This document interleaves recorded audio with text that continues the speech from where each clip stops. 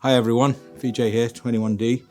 Today we're going to look at this video talking about the progression of periodontal disease starting from stage 1, which is normally referred to as gingivitis, which is the most common inflammatory disease in human beings across the world, progressing to stage 2, which talks about 33% of the bone loss. This is what we call the alveolar bone, the bone of the actual jaw itself, and it's caused by the breakdown of the periodontal ligament which sits in this space, and that's why we call it periodontal disease. So stage 2 is less than 33% bone loss, and as biofilm and calculus builds up along the length of the tooth, then we get to stage 3 where we start getting mobility of the teeth, and then we move to stage 4 where it's literally waving about in the breeze.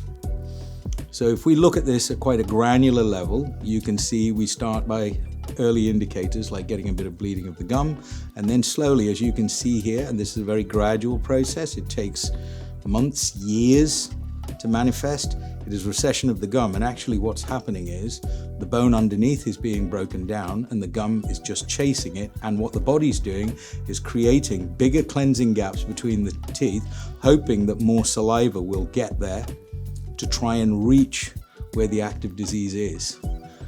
We can see this accelerated gum recession.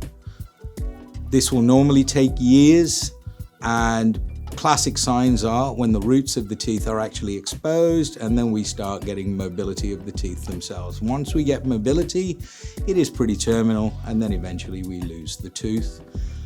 So then if left untreated, we'll just lose the teeth one by one, and then we'll end up with something with no teeth left in it, and then it's dentures. At a micro level, when we lose one tooth, what happens to the adjacent teeth, like this one and this one, is they start drifting, and suddenly you see that the gearbox is nowhere near as well synchronized as it used to be. For proper function, you must have proper alignments.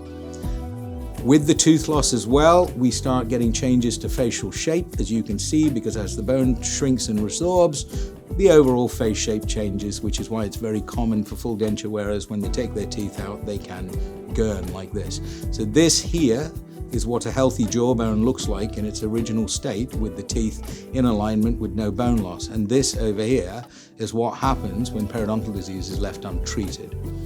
Now we look at the issues with periodontal disease and systemic disease. So the bugs in the mouth enter the bloodstream and go to places like the heart and places like the brain. So we know that there's connection between cardiovascular disease and periodontal disease, and now we've got clinical papers that say that there is a connection between periodontal disease and dementia.